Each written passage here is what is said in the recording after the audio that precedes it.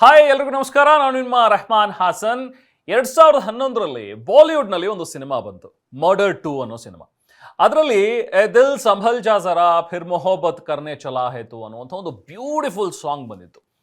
So ಆ ಒಂದು song ಕೇಳಿದಂಥ ಪ್ರತಿಯೊಬ್ಬರು ಕೂಡ ಮಂತ್ರಮುಗ್ಧರಾದರು.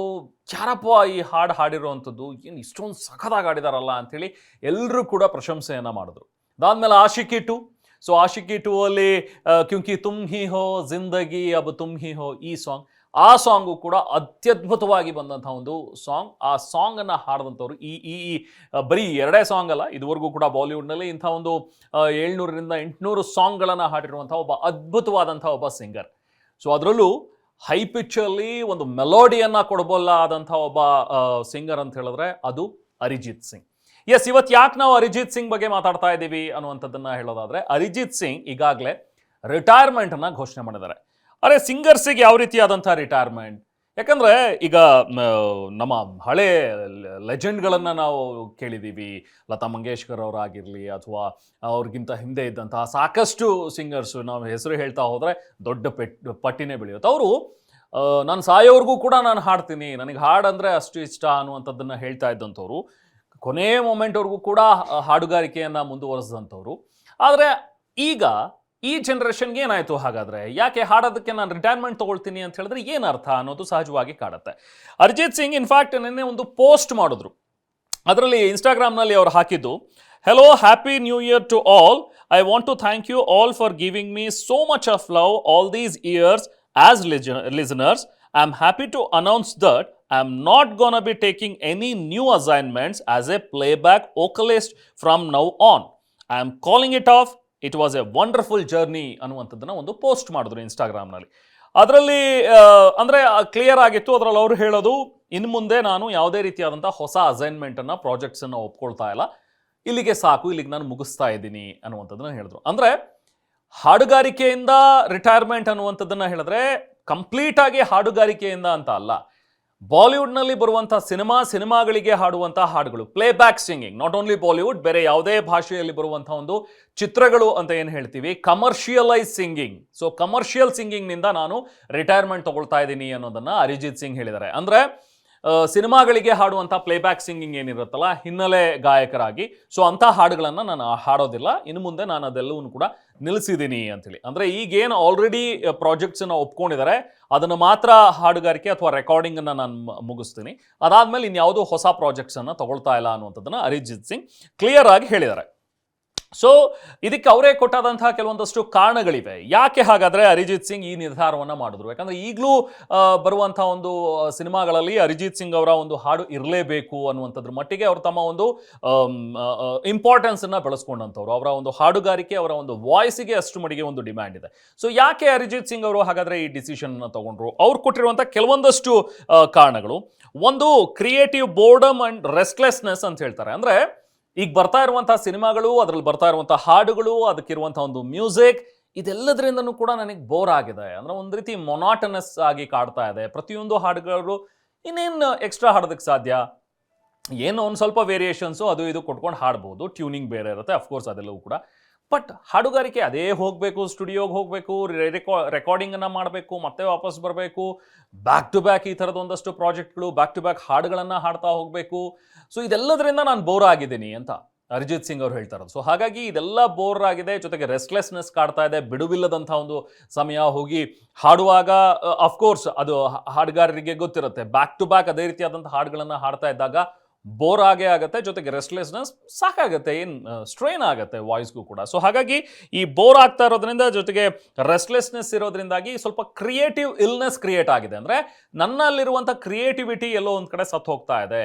ಸೊ ಹಾಗಾಗಿ ಅದನ್ನೆಲ್ಲವೂ ಉಳಿಸ್ಕೋಬೇಕು ಅಂತ ಹೇಳಿದ್ರೆ ನಾನು ಈ ಕಮರ್ಷಿಯಲ್ ಪ್ಲೇಬ್ಯಾಕ್ ಸಿಂಗಿಂಗ್ನಿಂದ ಹೊರಗಡೆ ಬರಬೇಕು ಅನ್ನುವಂಥದ್ದನ್ನು ಅವ್ರು ಹೇಳಿದರು. ಅದು ಜೊತೆಗೆ ಒಂದು ಕ್ರಿಯೇಟಿವ್ ಫ್ರೀಡಮ್ ಬೇಕು. ನಾನು ನನ್ನದೇ ಆದಂಥ ಒಂದು ರೀತಿಯಲ್ಲಿ ಯೋಚನೆ ಮಾಡೋದಕ್ಕೆ, ನನಗೆ ಬೇಕಾಗಿರುವಂಥ ರೀತಿಯಲ್ಲಿ ನಾನು ಮ್ಯೂಸಿಕ್ ಮಾಡ್ಕೊಳ್ಳೋದಕ್ಕೆ, ನನಗೆ ಬೇಕಾದಂತಹ ಹಾಡುಗಳನ್ನು ನಾನೇ ತಯಾರು ಮಾಡ್ಕೊಳ್ಳೋದಕ್ಕೆ, ಆ ಕ್ರಿಯೇಟಿವಿಟಿಗೆ ನನಗೊಂದು ಸ್ವಲ್ಪ ಫ್ರೀಡಮ್ ಬೇಕು ಅನ್ನುವಂಥದ್ದನ್ನು ಕೂಡ ಅರಿಜಿತ್ ಸಿಂಗ್ ಅವರು ರೀಸನ್ ಕೊಟ್ಟಿದ್ದಾರೆ. ಸೊ ಹಾಗಾಗಿ ಮುಂದಿನ ದಿನಗಳಲ್ಲಿ ಅವರು ಪ್ಲೇಬ್ಯಾಕ್ ಸಿಂಗಿಂಗ್ ಮಾಡೋದಿಲ್ಲ, ಬಟ್ ಇಂಡಿಪೆಂಡೆಂಟ್ ಆಗಿ ಕೆಲವೊಂದಷ್ಟು ಆಲ್ಬಮ್ಸನ್ನು ತರೋದು, ಅದಕ್ಕೆ ತಾವೇ ಮ್ಯೂಸಿಕ್ ಮಾಡೋದು, ಇದೆಲ್ಲ ಅದಕ್ಕೆ ಬಗ್ಗೆ ನಾನು ಹೆಚ್ಚಿನ ಒಂದು ಒಲವನ್ನು ತೋರಿಸ್ತೀನಿ, ಅಲ್ಲಿ ಹೆಚ್ಚು ತೊಡಕೊಳ್ತೀನಿ ಅನ್ನುವಂಥದ್ದನ್ನು ಹೇಳ್ತಾ ಇದ್ದಾರೆ.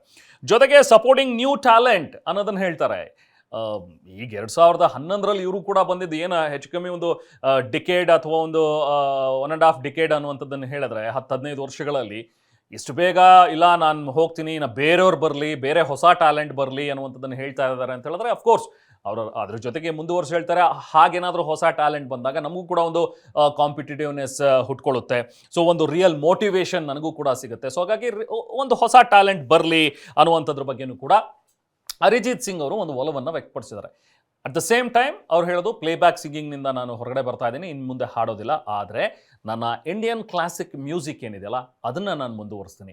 ಮತ್ತೊಮ್ಮೆ ಒಬ್ಬ ಚಿಕ್ಕ ಹುಡುಗನ ರೀತಿಯಲ್ಲಿ ಹೋಗಿ ಅಲ್ಲಿ ಶಾಲೆಯಲ್ಲಿ ಕೂತು ಆ ಒಂದು ಸಂಗೀತವನ್ನು ಕಲಿಯೋ ರೀತಿ ಅಥವಾ ಸಂಗೀತ ಅಭ್ಯಾಸ ಮಾಡೋದು ಅದು ನನಗೆ ಬಹಳ ಖುಷಿ ಕೊಡುತ್ತೆ. ಸೊ ಹಾಗಾಗಿ ಆ ಸಂಗೀತ ಅಭ್ಯಾಸವನ್ನು ಮುಂದುವರಿಸ್ತೀನಿ.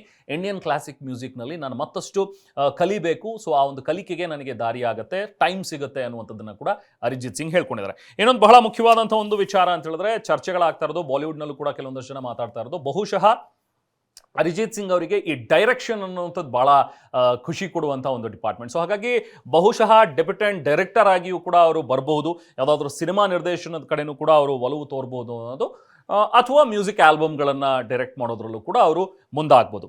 ಇದೆಲ್ಲವೂ ಕೂಡ ಅವ್ರು ಕೊಡ್ತಾ ಇರುವಂತಹ ರೀಸನ್ಗಳು. ಇದಕ್ಕೋಸ್ಕರ ನಾನು ಪ್ಲೇಬ್ಯಾಕ್ ಸಿಂಗಿಂಗ್ನಿಂದ ಹೊರಗಡೆ ಬರ್ತಾ ಇದ್ದೀನಿ ಅಂತ ಹೇಳ್ತಾರೆ. ಇನ್ನು ಪೆಂಡಿಂಗ್ ಇರುವಂತಹ ಕಮಿಟ್ಮೆಂಟ್ಗಳು, ಸೊ ಅದೆಲ್ಲವನ್ನು ಕೂಡ ಮುಗಿಸ್ತೇನೆ ಅಂದರೆ 2026 ಮುಗಿಯೋವರೆಗೂ ಕೂಡ ಅವರ ಬೇರೆ ಬೇರೆ ಒಳ್ಳೊಳ್ಳೆ ಹಾಡುಗಳು ಇನ್ನೂ ಕೂಡ ಬಂದೇ ಬರುತ್ತೆ. ಈಗ ರೀಸೆಂಟಾಗಿ ಮೊನ್ನೆ 26 ಜಾನ್ವರಿಗೆ ಒಂದು ರಿಲೀಸ್ ಆಗಿದ್ದು ಅಂತ ಹೇಳಿದ್ರೆ ಒಂದು ಹಾಡು, ಅದು ಮಾತೃಭೂಮಿ ಅನ್ನುವಂಥ ಒಂದು ಸಾಂಗ್, ಸಲ್ಮಾನ್ ಖಾನ್ ಅವರ ಒಂದು ಬ್ಯಾಟಲ್ ಆಫ್ ಗಲ್ವಾನ್ ಅನ್ನುವಂಥ ಒಂದು ಸಿನಿಮಾ ಏನು ಬರ್ತಾ ಇದೆಯಲ್ಲ ಅದೇ ಸಿನಿಮಾದ ಗೀತೆ. ಟಿಲ್ ನೌ ಕೊನೆಯದಾದಂಥ ಒಂದು ಹಾಡು, ಟಿಲ್ ಡೇಟ್ ಅದು ಮಾತ್ರ ರಿಲೀಸ್ ಆಗಿದೆ. ಇನ್ನು ಮುಂದಿನ ದಿನಗಳಲ್ಲೂ ಅವರು ಮುಂಚೆ ಹಾಡಿರುವಂಥ ಹಾಡುಗಳು ಕೂಡ ರಿಲೀಸ್ ಆಗಬಹುದು. ಸೊ ಇಲ್ಲಿ ಸಲ್ಮಾನ್ ಖಾನ್ ಮಾತೃಭೂಮಿ ಸಾಂಗ್ ಅಂತ ಹೇಳಿ ಬಂದಾಗ ಒಂದು ನೆನಪಾಯಿತು. ಇನ್ಫ್ಯಾಕ್ಟ್ ನಿಮಗೂ ಕೂಡ ಗೊತ್ತಿರಬಹುದು, ಸಲ್ಮಾನ್ ಖಾನ್ ಮತ್ತು ಅರಿಜಿತ್ ಸಿಂಗ್ ಅವ್ರ ನಡುವೆ ಆದಂಥ ಒಂದು ಕಾಂಟ್ರವರ್ಸಿ.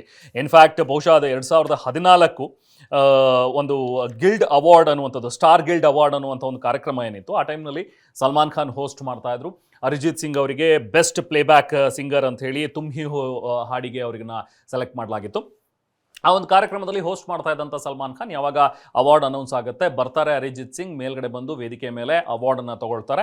ಆ ಟೈಮಲ್ಲಿ ತುಂಬ ಟಯರ್ಡ್ ಆಗಿ ಕಾಣಿಸ್ತಿರ್ತಾರೆ, ತುಂಬ ಸಿಂಪಲ್ ಆಗಿ ಒಂದು ಸ್ಲಿಪ್ಪರ್ ಹಾಕ್ಕೊಂಡು ಬಂದು ಸ್ಟೇಜ್ ಮೇಲೆ ಅವರು ಅವಾರ್ಡ್ ತೊಗೊಳ್ತಾ ಇರ್ತಾರೆ. ಆ ಟೈಮ್ನಲ್ಲಿ ಸುಮ್ಮನೆ ಅವರ ಕಾಲು ಎಳೆಯೋದಕ್ಕೆ ಅಥವಾ ಕಿಚಾಯಿಸೋ ಒಂದು ರೀತಿಯಲ್ಲಿ ಸಲ್ಮಾನ್ ಖಾನ್ ಅವರನ್ನ ಕಿಂಡಲ್ ಮಾಡೋ ರೀತಿಯಲ್ಲಿ ಮಾತಾಡ್ತಾರೆ. ಇನ್ನು ಯಾಕೆ ಮಲ್ಗೆ ಇಲ್ವಾ ನೀನು, ತುಂಬ ಟಯರ್ಡ್ ಕಾಣಿಸ್ತಾ ಇದೆಯಾ ಅನ್ನೋ ರೀತಿಯಲ್ಲಿ ಹೇಳ್ತಾರೆ.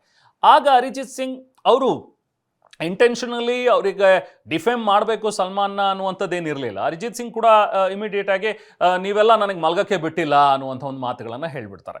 ಸೊ ಇದು ಎಲ್ಲೋ ಒಂದು ಕಡೆ ಮಲ್ಗಕ್ಕೆ ಬಿಟ್ಟಿಲ್ಲ ಅನ್ನೋದಕ್ಕಿಂತ ನೀವೆಲ್ಲರೂ ಸೇರಿ ನನ್ನನ್ನು ಮಲಗಿಸ್ಬಿಟ್ರಿ ಅನ್ನೋ ಅರ್ಥದಲ್ಲಿ ಆಪ್ ಲೋಗೋನೇ ಸುಲಾದಿಯಾ ಅನ್ನೋದನ್ನು ಹೇಳ್ತಾರೆ. ಅಂದರೆ ನೀವು ನನ್ನನ್ನು ಮಲಗಿಸ್ಬಿಟ್ರಿ ಅನ್ನುವಂಥ ಒಂದು ಅರ್ಥದಲ್ಲಿ ಹೇಳ್ತಾರೆ. ಅದು ಸಲ್ಮಾನಿಗೆ ಹರ್ಟ್ ಆಗುತ್ತೆ.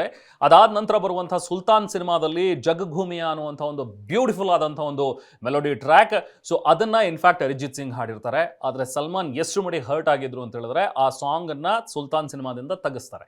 ಅದಾದ ನಂತರ ಹೋಗಿ ಅವರು ರಾಹತ್ ಫತೇ ಅಲಿ ಖಾನ್ ಅವ್ರ ಹತ್ರ ರೆಕಾರ್ಡ್ ಮಾಡಿಸ್ತಾರೆ. ಅಫ್ಕೋರ್ಸ್ ಆ ಹಾಡು ಕೂಡ ಬ್ಯೂಟಿಫುಲ್ ನಂಬರ್, ಅದು ಕೂಡ ಸೂಪರ್ ಡೂಪರ್ ಹಿಟ್ ಆಯಿತು. ಬಟ್ ಆ ಜಗಭೂಮಿಯ ಅವ್ರು ಎಷ್ಟು ಖುಷಿಪಟ್ಟು ಹಾಡಿದ್ರು ಅರಿಜಿತ್ ಅಂತ ಹೇಳಿದ್ರೆ, ಇಲ್ಲಿ ಆದಂಥ ಒಂದು ಇನ್ಸಿಡೆಂಟ್ ಅದಾದಮೇಲೆ ಅವ್ರಿಗೂ ಕೂಡ ಗೊತ್ತಾಗುತ್ತೆ ಎಲ್ಲೊಂದು ಕಡೆ ನಾನು ಮಾತಾಡಿದ್ದು ಬಹುಶಃ ಸಲ್ಮಾನ್ ಹರ್ಟ್ ಆಗಿರ್ಬೋದು. ಸೊ ಹಾಗಾಗಿ ಬಹಿರಂಗವಾಗಿ ನಾನು ಕ್ಷಮೆ ಕೇಳ್ತೀನಿ ಅಂಥೇಳಿ ಒಂದು ಪೋಸ್ಟ್ ಕೂಡ ಮಾಡ್ತಾರೆ. ಪಬ್ಲಿಕಲಿ ಒಂದು ಪೋಸ್ಟ್ ಹಾಕಿ ನಾನು ಕ್ಷಮೆ ಕೇಳ್ತಾ ಇದ್ದೀನಿ, ನಾನು ಆ ಅರ್ಥದಿಂದ ಹೇಳಿಲ್ಲ, ಬಹುಶಃ ನಿಮಗೆ ಮನಸ್ಸಿಗೆ ಬೇಜಾರಾಗಿದ್ದರೆ ದಯವಿಟ್ಟು ಅದನ್ನು ಕ್ಷಮಿಸಿ. ಆದರೆ ದಯವಿಟ್ಟು ಈ ಸುಲ್ತಾನ್ ಸಿನಿಮಾದಿಂದ ಜಗಭೂಮಿಯ ಹಾಡನ್ನು ದಯವಿಟ್ಟು ಅದನ್ನು ತೆಗೆಯೋದಕ್ಕೆ ಹೋಗ್ಬಿಡಿ. ನನಗೆ ನನ್ನ ಒಂದು ಆಸೆ ಅಂತ ಹೇಳಿದ್ರೆ ಇದೇ ಸಾಂಗ್ ನಾನು ರಿಟೈರ್ ಆದಾಗ ನನ್ನ ಸಾಂಗ್ ಪ್ಲೇಲಿಸ್ಟಲ್ಲಿ ಇರಬೇಕು, ಈ ಸಾಂಗ್ ನನ್ನದು ಅಂಥೇಳಿ ಈ ಸಾಂಗ್ ಇರಬೇಕು. ಹಾಗಾಗಿ ದಯವಿಟ್ಟು ಇದನ್ನು ರಿಮೂವ್ ಮಾಡಬೇಡಿ ಅಂತ ಕೇಳ್ಕೊಳ್ತಾರೆ. ಬಟ್ ಅಲ್ಲಿಗಾಗಲೇ ಸಲ್ಮಾನ್ ಅದನ್ನು ಡಿಸೈಡ್ ಮಾಡಿ ಅದನ್ನು ತೆಗ್ಸಾಗಿತ್ತು. ಸೊ ಹಾಗಾಗಿ ಜಗಭೂಮಿಯ ಸಾಂಗ್ ಈಗಲೂ ನೀವು ಸುಲ್ತಾನ್ ಸಿನಿಮಾದಲ್ಲಿ ಹೋಗಿ ನೋಡಿದ್ರೆ ಅದು ರಾಹತ್ ಫತೇ ಅಲಿ ಖಾನ್ ಅವರ ಒಂದು ವಾಯ್ಸಲ್ಲಿ ರೆಕಾರ್ಡ್ ಆಗಿರುವಂಥ ಒಂದು ಸಾಂಗ್. ಸೊ ಇದಾದಮೇಲೆ ಅವರ ಮಧ್ಯದಿನ ಒಂದು ರಿಫ್ಟ್ ಮುಂದುವರೆದೇ ಇತ್ತು. ಸೊ ಅದಾದ ನಂತರ ಇತ್ತೀಚೆಗೆ ಲಾಸ್ಟ್ ಇಯರ್ 2025ನಲ್ಲಿ ಬಿಗ್ ಬಾಸ್ ಸೀಸನ್ 19 ಏನು ಹೋಸ್ಟ್ ಮಾಡ್ತಾ ಇದ್ರು ಸಲ್ಮಾನ್ ಖಾನ್, ಆ ಟೈಮ್ನಲ್ಲಿ ಬಹಿರಂಗವಾಗಿ ಅವರೇ ಹೇಳ್ತಾರೆ. ಅಂದರೆ ಅದಾಗಿದ್ದ ನಂತರ ಒಂದು ಸ್ವಲ್ಪ ಅವರಿಬ್ಬರ ನಡುವೆ ಪ್ಯಾಚಪ್ ಇದೆಲ್ಲವೂ ಕೂಡ ಆಯಿತು. ಅವರು ಬಹಿರಂಗವಾಗಿ ಕ್ಷಮೆ ಕೇಳಿದ್ದು ಇದೆಲ್ಲವೂ ಕೂಡ ಆದಮೇಲೆ ಸಲ್ಮಾನ್ ಕೂಡ ಹೇಳ್ತಾರೆ ಎಸ್ ಅಫ್ಕೋರ್ಸ್ ಈ ಥರದೊಂದು ಅರಿಜಿತ್ ಸಿಂಗ್ ಮತ್ತು ನನ್ನ ನಡುವೆ ಇದ್ದಂಥದ್ದು ಒಂದು ಕಾಂಟ್ರವರ್ಸಿ ಆಗಿತ್ತು, ಆ ರಿಫ್ಟ್ ಆಗಿತ್ತು. ಬಟ್ ನೋಡಬೇಕು ಅಂತ ಹೇಳಿದ್ರೆ ಅದು ನನ್ನ ಕಡೆಯಿಂದನೇ ತಪ್ಪಾಗಿದ್ದು. ನಾನೇ ಅರಿಜಿತ್ನ ತುಂಬ ತಪ್ಪಾಗಿ ಅರ್ಥ ಮಾಡ್ಕೊಂಡಿದ್ದೆ. ಸೊ ತಪ್ಪು ನನ್ನ ಸೈಡಿಂದ ಆಗಿತ್ತು ಅನ್ನುವಂಥದ್ದನ್ನು ಹೇಳ್ತಾ, ಸೊ ಆ ತಪ್ಪನ್ನ ಅವರೇ ಹೇಳ್ತಾರೆ, ಎಸ್ ನನ್ನಿಂದಾಗಿ ಆಗಿದ್ದ ಅನ್ನೋ ಒಂದು ತಪ್ಪು, ಬಟ್ ನಾನು ಅರಿಜಿತ್ ತುಂಬ ಒಳ್ಳೆ ಸ್ನೇಹಿತರು ಅನ್ನುವಂಥದ್ದನ್ನು ಕೂಡ ಹೇಳಿ ಅದನ್ನು ಕ್ಲಿಯರ್ ಮಾಡ್ತಾರೆ. ಇನ್ನು ನಮ್ಮ ಮಧ್ಯೆ ಯಾವುದೇ ರೀತಿಯಾದಂಥ ರಿಫ್ಟ್ ಇಲ್ಲ ಅಂತೇಳಿ. ಸೊ ಹಾಗಾಗಿನೇ ಮುಂದುವರೆದು ಈಗ 2026ರಲ್ಲಿ ಅವರ ಸಿನಿಮಾ ಏನು ರಿಲೀಸ್ ಆಗುತ್ತೆ ಇನ್ನು ನೆಕ್ಸ್ಟ್ ಮಾರ್ಚ್ ಏಪ್ರಿಲ್ ಅಷ್ಟು ಏನು ಬ್ಯಾಟಲ್ ಆಫ್ ಗಾಲ್ವಾನ್ ಬರ್ತಾ ಇದೆ, ಅಲ್ಲಿ ಮಾತೃಭೂಮಿ ಅನ್ನುವಂಥದ್ದು ಸಾಂಗ್ ಈಗಷ್ಟೇ 26 ರಿಪಬ್ಲಿಕ್ ಡೇಗೆ ರಿಲೀಸ್ ಆಗಿರುವಂಥ ಒಂದು ಸಾಂಗ್, ಮಾತೃಭೂಮಿ ಸಾಂಗ್ನ ಅದ್ಭುತವಾಗಿ ಅರಿಜಿತ್ ಸಿಂಗ್ ಹಾಡಿದ್ದಾರೆ. ಸೊ ಹೀಗೆ ಅರಿಜಿತ್ ಸಿಂಗ್ ಕಮ್ಮಿ ಸ್ಪಾನ್ ಆಫ್ ಟೈಮ್ನಲ್ಲೇ, ಈಗ ನಾವು ಸೋನು ನಿಗಮ್ ಅಥವಾ ಬೇರೆ ಬೇರೆ ಸಿಂಗರ್ಸನ್ನು, ಶ್ರೇಯಾ ಘೋಷಾಲ್ ಇವರೆಲ್ಲರನ್ನೂ ಕೂಡ ಗಮನಿಸಿದ್ರೆ ತುಂಬ ಹಿಂದೆಯಿಂದನೂ ಕೂಡ ಅವ್ರು ಹಾಡ್ತಾ ಬರ್ತಾ ಇದ್ದಾರೆ. ಈಗಲೂ ಕೂಡ ಅವರು ಹಾಡುಗಾರಿಕೆಯಲ್ಲಿದ್ದಾರೆ, ಈಗಲೂ ಕೂಡ ಪ್ಲೇಬ್ಯಾಕ್ ಸಿಂಗಿಂಗ್ ಮಾಡ್ತಾ ಇದ್ದಾರೆ. ಬಟ್ ಅರಿಜಿತ್ ಸಿಂಗ್ ನಿಜ ಹೇಳಬೇಕಂದ್ರೆ ಬಹುಶಃ ತುಂಬ ಟು ಅರ್ಲಿ ಅವರು ಪ್ಲೇಬ್ಯಾಕ್ ಸಿಂಗಿಂಗಿಂದ ರಿಟೈರ್ ಆಗ್ತಾ ಇರೋದು ಅನ್ನುವಂಥದ್ದನ್ನು ನಾವು ಹೇಳಲೇಬೇಕು. ಬಟ್ ಗೊತ್ತಿಲ್ಲ, ಅವರ ಒಂದು ಡಿಸಿಷನ್. ಅಫ್ಕೋರ್ಸ್ ಅವರ ಡಿಸಿಷನನ್ನು ಎಲ್ಲರೂ ಕೂಡ ನಾವು ರೆಸ್ಪೆಕ್ಟ್ ಮಾಡಲೇಬೇಕಾಗತ್ತೆ. ಸೊ ಎನಿವೇ, ಈಗ ಸದ್ಯಕ್ಕೆ ನಾನು ತಗೊಳ್ಳಲ್ಲ ಅಂತ ಹೇಳಿದರೆ, ಇನ್ನು ಮುಂದಿನ ದಿನಗಳಲ್ಲಿ ಅದನ್ನು ಬದಲಿಸಿ ಮತ್ತೆ ಏನಾದರೂ ಒಳ್ಳೆ ಸಾಂಗ್ಗಳು ಬಂದರೆ ಅದನ್ನು ತಗೊಳ್ಳುವಂಥ ಸಾಧ್ಯತೆಗಳು ಕೂಡ ಇರುತ್ತೆ. ಅಂದರೆ ಎಂಡ್ ಆಫ್ ಅನ್ ಎರಾ ಅಂತ ಹೇಳೋದಕ್ಕಾಗೋದಿಲ್ಲ. ಮತ್ತೆ ವಾಪಸ್ ಯಾವತ್ತಾದರೂ ಕೂಡ ಪ್ಲೇಬ್ಯಾಕ್ ಸಿಂಗಿಂಗ್ಗೆ ಅರಿಜಿತ್ ಸಿಂಗ್ ಕಮ್ ಬ್ಯಾಕ್ ಮಾಡ್ಬೋದು. ಇದುವರೆಗೂ ಕೂಡ ಸುಮಾರು ಇಂಟರ್ನೆಟ್ನಲ್ಲಿ ನಾವು ಸರ್ಚ್ ಮಾಡಿದ್ರೆ ಒಂದು ಲೆಕ್ಕದ ಪ್ರಕಾರ ಸುಮಾರು 715 ಅಥವಾ 810 ಈ ಥರದಷ್ಟು ಒಂದು ಸಾಂಗ್ಸ್ ಹಾಡಿದ್ದಾರೆ ಅಂತಲೇ ಬರುತ್ತೆ. ಆದರೂ ಬಾಲಿವುಡ್ನಲ್ಲೇ 500ಕ್ಕೂ ಹೆಚ್ಚು ಸಾಂಗ್ಗಳು, ಇನ್ನು ಬಂಗಾಳಿಯಲ್ಲಿ 150ಕ್ಕೂ ಹೆಚ್ಚು ಸಾಂಗ್ಗಳು, ಇನ್ನು ಬೇರೆ ಬೇರೆ ಲ್ಯಾಂಗ್ವೇಜ್, ಕನ್ನಡ, ತಮಿಳು, ತೆಲುಗು, ಭೋಜ್ಪುರಿ, ಮಲಯಾಳಿ ಎಲ್ಲ ಬೇರೆ ಬೇರೆ ಲ್ಯಾಂಗ್ವೇಜ್ಗಳಲ್ಲೂ ಕೂಡ ಅವರು ಹಾಡುಗಳನ್ನು ಹಾಡಿದ್ದಾರೆ. ಸೊ ಹೀಗೆ ಅರಿಜಿತ್ ಸಿಂಗ್ ಅವರ ಒಂದು ಹಾಡುಗಾರಿಕೆ ಮೆಚ್ಕೊಂಡಿರುವಂಥ ಈ ಜನ್ರೇಷನ್ ಅಥವಾ ಹಿಂದಿನ ಜನ್ರೇಷನ್ ಅಥವಾ ಮುಂದಿನ ಜನ್ರೇಷನ್ ಎಲ್ರಿಗೂ ಕೂಡ ಇಷ್ಟವಾಗುವಂಥ ಒಬ್ಬ ಪ್ಲೇಬ್ಯಾಕ್ ಸಿಂಗರ್ ಅಂತ ಹೇಳಿದ್ರೆ ಅದು ಅರಿಜಿತ್ ಸಿಂಗ್. ಸೊ ಅರಿಜಿತ್ ಸಿಂಗ್ ಅವರು ಸಿಂಗಿಂಗ್ ಅಂತೂ ಸ್ಟಾಪ್ ಮಾಡ್ತಾ ಇಲ್ಲ, ಸಿಂಗಿಂಗ್ ಖಂಡಿತವಾಗ್ಲೂ ಮುಂದುವರಿಯುತ್ತೆ. ಬಟ್ ಪ್ಲೇಬ್ಯಾಕ್ ಸಿಂಗಿಂಗ್ ಮಾತ್ರ ಇರೋದಿಲ್ಲ. ಆದರೆ ಅವರಿಂದ ಮತ್ತಷ್ಟು ಒಳ್ಳೊಳ್ಳೆ ಸಾಂಗ್ಸ್ ಬರಲಿ, ಅವ್ರದ್ದೇ ಒಂದು ನಿರ್ದೇಶನದಲ್ಲಿ ಆಲ್ಬಮ್ಸ್ ಬರಲಿ ಅಥವಾ ಸಿನಿಮಾ ಕೂಡ ಬರಲಿ ಅನ್ನುವಂಥದ್ದು ನಮ್ಮೆಲ್ಲರ ಒಂದು ಆಶಯ ಕೂಡ. ನಿಮಗೇನು ಅನಿಸುತ್ತೆ ಅರಿಜಿತ್ ಸಿಂಗ್ ಅವರ ಒಂದು ಈ ರಿಟೈರ್ಮೆಂಟ್ ಬಗ್ಗೆ, ಇದ್ರ ಬಗ್ಗೆ ನೀವು ಕೂಡ ಕಮೆಂಟ್ ಮಾಡಿ ತಿಳಿಸ್ಬೋದು. Thank you so much.